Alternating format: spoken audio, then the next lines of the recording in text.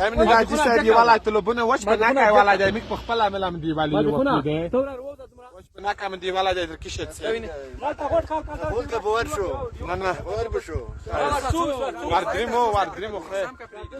امین حاجی صاحب یوالا دی دوینه دا ور کسیم جنگو کو دای مالای دی دا حاجی صاحب یمیک د کنګ موضوع یمیک غار کې وکنګ ورغلی په زرګند یمیک غار یو باوجود میک د خپل د غره د سلطنه په مورید مند ورغلی و غره ته چې بالخصوص طلبونه د کمانډان صاحب په مټ باندې حاجی صاحب اتفاق باندې وو په شمول د نړۍ وراره هغه وینا څوک راشه محمود کاری کمانډان صاحب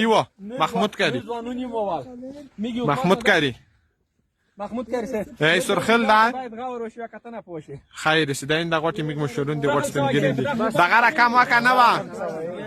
دا وینه